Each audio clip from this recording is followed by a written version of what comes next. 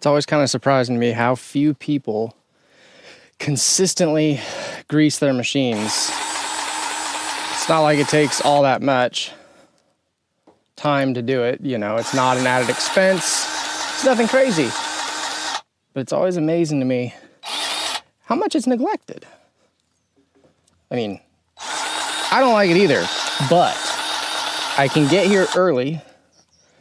You know, it's like, okay, it's kind of frowned upon to fire up a machine at, 7 a.m., but I can roll in, like, unload, get going, start greasing it, get everything ready, at 7, and no one cares.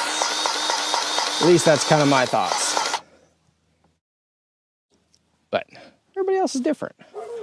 And I already did those. Cool, the mower's done. Heck yeah.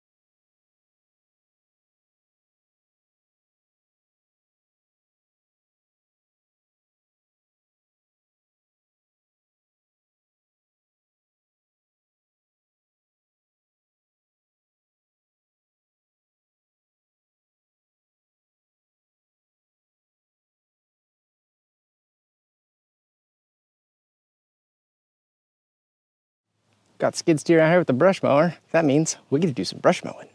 So I worked for this customer a lot, and we get to mow this whole hillside here. I think it's approximately 2 acres, wraps around the backside of his property. And as you guys all know, camera does not do it justice. So when it's damp like this, right, just because the morning dew, it's so steep that the skid steer will not come all the way up it. You can skate down it and slide down it, but skid steer won't really come up. It'll just start to spin. And he's been mowing it with his tractor, like with a 3-point mower behind it. So we ended up doing a lot of work for him one time.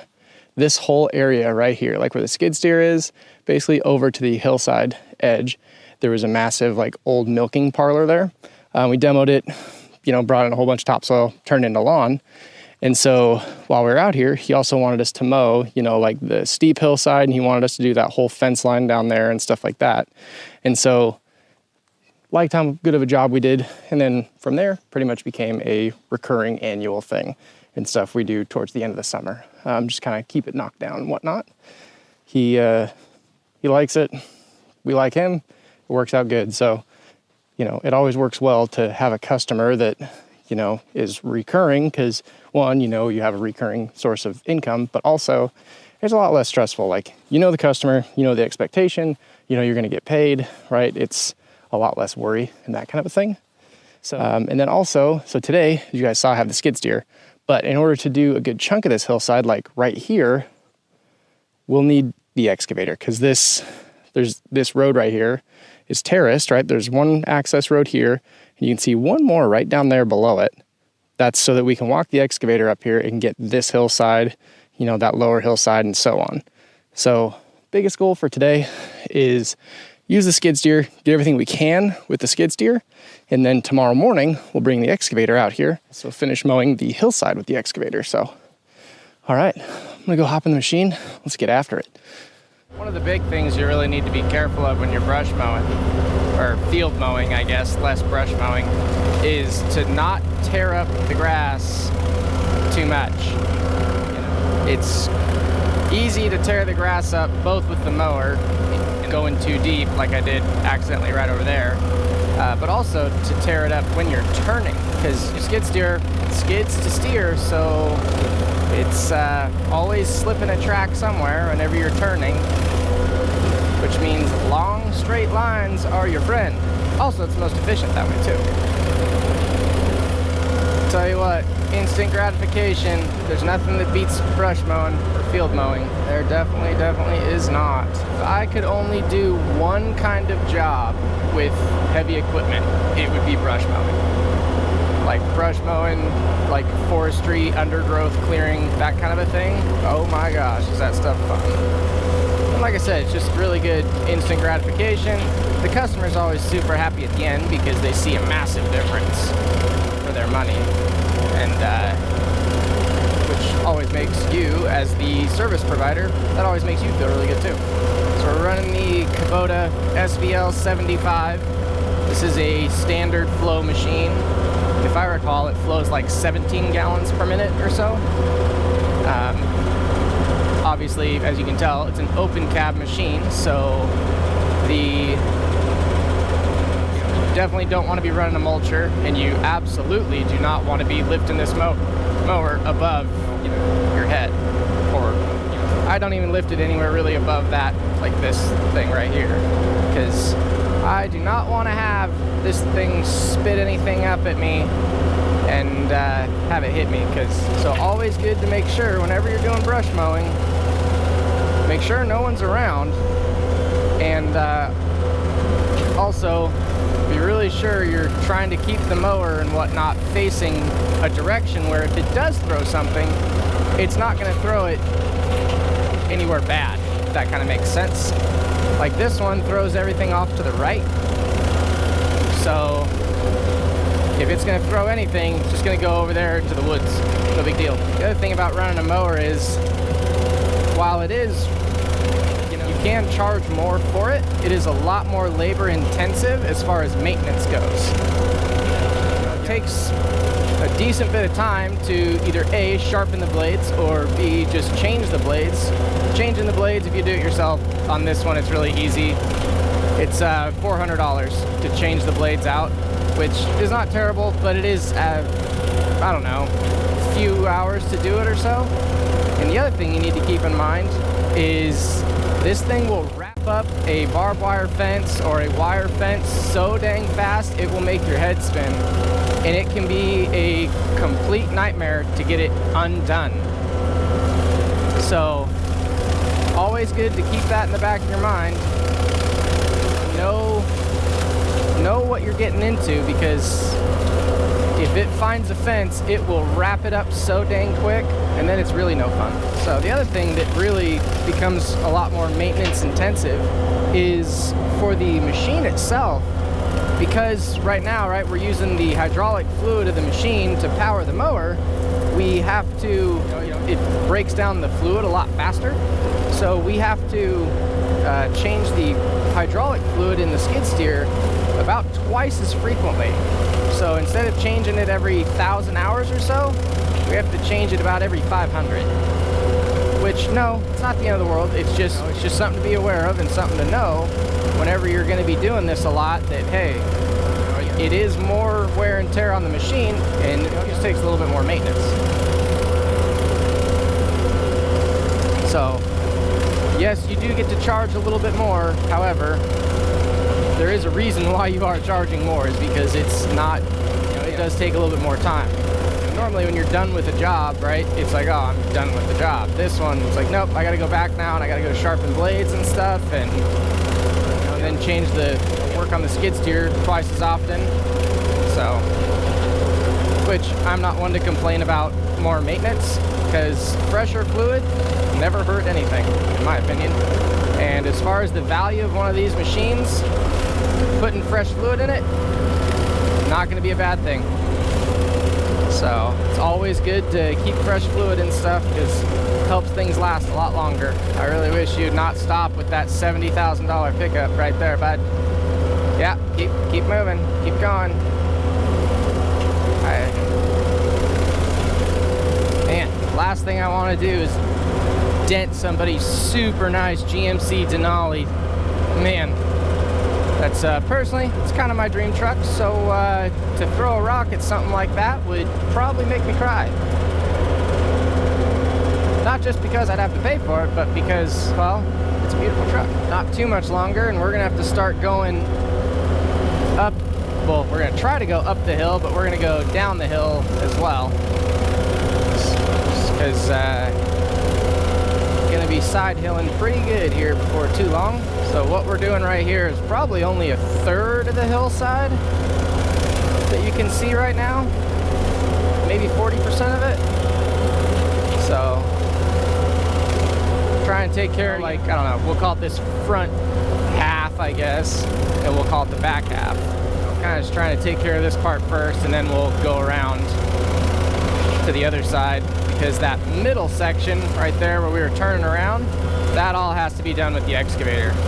It's way too steep to use this thing on, so tomorrow we'll bring the excavator out and we'll cause some chaos with that. I love all these guys that you find on Instagram who go on about, like, oh, get a skid steer, you charge $1,000 a day, you work 260 days a year, that's $260,000. Man, if you can stay, so 260 days a year is what a standard typical, like, salaried style job is based off of, right? 260 days a year, 8 hours a day. That gives you the, what is it, the 2,080 hours a year that salary job is based off of. So they're like, oh yeah, do that. It's like, if you can find skid steer work 260 days out of the year, man, I am impressed. Forget doing the skid steer business, sell that. Like, sell your ability to get guys work. Because if you could keep me busy 260 days out of the year, sweet Jesus. Because no matter where you live, I mean, unless it's like the California coast, right? But no matter where you live, you're not going to be able to work 260 days a year just because of, typically because of weather, right? Like here, yeah, I can work all summer long, no problem. But that's getting steep. But in the wintertime, it becomes an Arctic tundra, right? So I can't work then. Well, other places you kind of have the opposite, where it's like, oh, I can work all winter long, like Arizona. It's like I can work all winter long, but when it's 120 degrees out, it's kind of a fire hazard, and it's kind of unhealthy for guys to be working out there. So I always love it whenever I stumble across those and stuff, because it's like, no, that's not actually how it works. It's kind of like also all of the Instagram or shorts or reels or whatever, that talk about, oh, buy real estate, put it in an LLC, and then sign the money to yourself, and then you become an LLC, and then you make all kinds of money, and it's all tax-free. It's like, no, none of that is how it works. Absolutely none of that. I mean, it is if you want to end up in jail, but yeah, no, that's not how it goes. But I guess it's all just people just trying to get attention out there. Fuck me.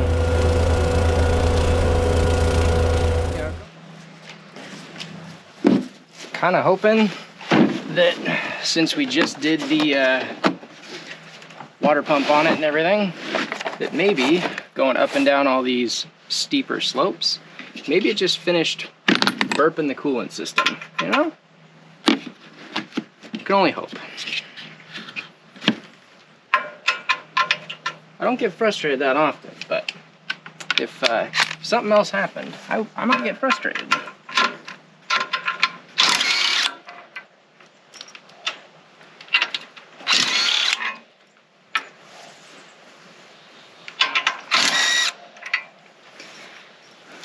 All right, let's see what is back here.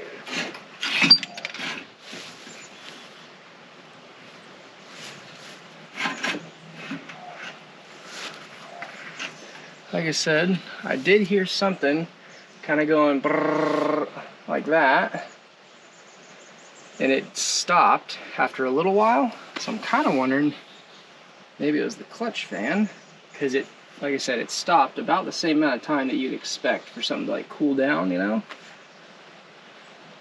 Huh. 2 hours later.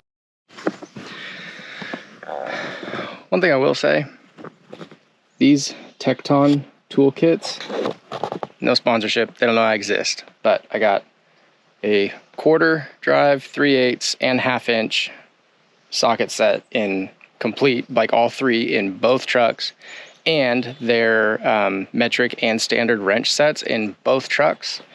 As far as like bang for the buck goes and like warranty and all that stuff, and the fact that all of their kits are like completely sequential, like their wrench set, it's 8 through 24. There's no missing wrenches, you know, like you find that a lot with some of the other kits out there and stuff like that. Is like it's missing a 17 or an 18 or, you know, 14, and it's like, what? If I'm gonna buy a wrench set, I want the whole damn set. So, but yeah, the Tecton toolkits, absolutely awesome. So I'm gonna investigate this and see what's going on. Kind of hoping that it's just, pushing puking coolant out of the overflow, but it usually means a head gasket, which would not be ideal. All right, here's my hypothesis. I know for a fact I did not just fill this coolant bottle up to this line. I filled this thing like to the brim, which means that when this thing goes up a hill, right, coolant is going to want to come towards the back of that bottle, which means it's going to go out of the overflow of that bottle. Like it would essentially be like way overfilled at that point, because some of the hills I'm going up hills so steep that basically I just keep going up steeper and steeper until the skid steer will literally not climb it anymore, until it just spins and just slips track, and then I'll back down. So it's pretty dang steep. So I'm guessing that either A, it shit out a head gasket, which I highly doubt because the radiator hoses are not like rock hard or anything like that. And it's never been remotely hot ever. Like it's never even been like slightly warm. It's always been at its same operating temp. So I'm guessing that going up some of these nice steep hills, she's just overflowing a little bit out of that coolant bottle. So what I'm going to do is I'm going to drain a little bit, or suck out a little bit of the coolant from that bottle and get it down below the full line.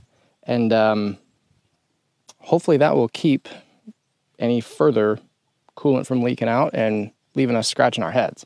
So that is kind of my hypothesis right there. So I'm going to finish putting this thing back together. We're going to get back to mowing.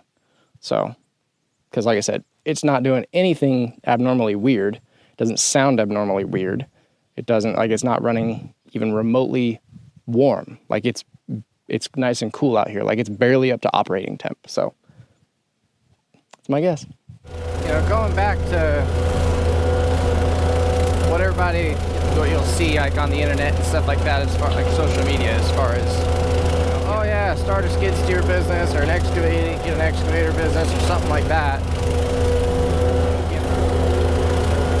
As someone who left a kick-ass engineering job, making, for me, what I would consider a lot of money, you really need to be careful what you read on the internet, because not everything is true, obviously. Like, going back to the whole how much money you can make thing.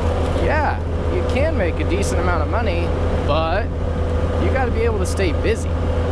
And that's the challenging part. And it's not all that it's cracked up to be as far as how much money you think you're gonna make.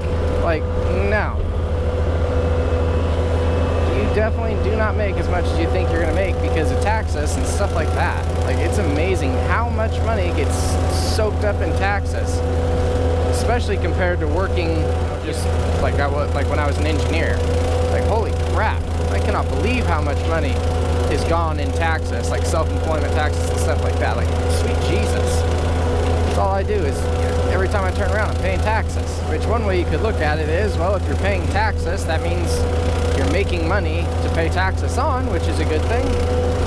But definitely gets a little annoying, that's for sure. I'll tell you what, that backup camera, probably the best modification you could ever do to a skid steer. Keeps you from having to look back constantly. Gotta love it. It's just a, whatever, $50 Amazon one too. So, didn't even cost a lot. Okay. But yeah, and a lot of people will quit their job because they're unhappy about who they work with or who they work for and stuff like that, which is smart. You should, obviously, working takes up a large chunk of the average person's life, so you can't dread it. However, one thing that I underestimated is instead of having like one boss that you report to, you now have however many customers you're working with. Like, that's how many bosses you have. And holy crap, can it be a challenge to like keep yourself sane while you're trying to make everybody happy, because sometimes people's expectations are just unrealistic. And personally, I am a big-time people pleaser, which is not exactly always the healthiest thing in the world. And I will turn myself inside out and give myself the worst anxiety ever just to try to make somebody happy, even when, like, if I was to look at the situation from the outside, like if it was like one of my buddies instead of me and I was looking at the situation, I would tell them, I'd be like, that is so unrealistic. Like, that person is, you're not going to be able to make them happy, kind of a thing. You just need to do your best, and that's the best is your best is all you can do. And it has taken several years for me to be able to get to that place where, and I'm still working on it, that like to where all I'm going to do is I'm going to do my best, because I know that my best is good enough for, or exceeds expectations for 98% of people out there. But every now and again, you're going to run into this one person that expects, I don't even know what, something that's not even, like, completely unrealistic, and you're going to have to be okay with that. Obviously, go back, do your best, try to go, not just go the extra mile, but go like the extra few miles to try to make them as happy as you can. But at a certain point, it's going to be what it's going to be. And it took me a long time to be okay with that. And it also takes you a long time, too, to realize that a no deal is better than a bad deal, right? You'll get customers that will tell you or ask you, oh, can you do it? You'll give them an estimate or whatever, and they'll be like, oh, well, can you do it for blah, blah, blah? Like, they'll like cut the price in half. And even if you're incredibly slow at the time, it's like, well, no, you need to value your own time. You need to value, like, your equipment. You need to value everything that goes into it and stuff. Like, because at the end of the day, they don't care about your mortgage. They don't care about your food bill. They don't care about any of that stuff. They just care about what is good for them and going to get them a deal, right? Which I'm not knocking it. I mean, I totally get it. So you need to really be firm and know your value and know what jobs are in your wheelhouse and what jobs maybe are not, which can be a real challenge. Like, this year has been pretty slow, so knowing what jobs I should be taking on and what jobs I should be passing on is really hard. For example, I just got a call the other day for a septic job that would have been a lot of money. However, it would have been a colossal nightmare. And it was for a developer who I could already tell by talking to him he was going to be extremely cheap. which for me, our typical average, like our ideal client is someone who wants white glove treatment. Like, we show up, we keep everything perfect, like we clean up after ourselves, like no one ever knows we were there kind of a thing. It's like, we're not gonna mess up your driveway, we're not gonna mess up anything, we're gonna do exactly what we said. I tell you I'm gonna be there at 8 o'clock, I will be there at 7:59. It is very much so like a white glove treatment. You be on a business trip, I will take care of everything. I send you pictures along the way, like that kind of a thing, right? Which to me, that was bumpy. Which to me is how everybody should just be, but apparently in this world, like in this industry, that is very much so not the case, right? Which that all of that extra like touch work, right? Like that extra contact, like with the customer and everything else, like that all takes a lot of time. Well, they know that, and they just want to be sure that the job is done perfectly, so they're willing to pay a little bit extra. Not a lot, but a little bit. So a developer, they just want something done as inexpensive as possible, which I get it, it's a business decision, like I totally understand it. Well, this job was going to be a complete nightmare, and I could already tell that the guy was not being respectful of the things that I was saying and what I was asking him. Like, he kept on asking me to give him an estimate and stuff, and I'm like, dude, I need like the approved plans and stuff. And so he would kind of like ignore it, and he'd be like, oh, well, it's going to be this kind of a system. And it's like, well, I need the approved plans. And that happened with several different things to where he wasn't being respectful of me. And do you think if he's trying to get me to work for him or with him, and he's not being respectful of me, then how or disrespectful do you think he's going to be once we're working together? Very. If you can't be respectful to someone in the beginning, you're surely not going to be later. So that, and the job was definitely going to be a nightmare. Like, it was not going to be a fun job. So I decided to pass on it. I referred him out to a couple of other really good companies who are bigger and stuff like that, and who I knew could do a good job, and I passed on it because I am not going to work for someone who I don't think I'm going to be able to make them happy at all, right? That's not going to feel good to me. It's not going to feel good to them. No one's going to be happy about the situation, right?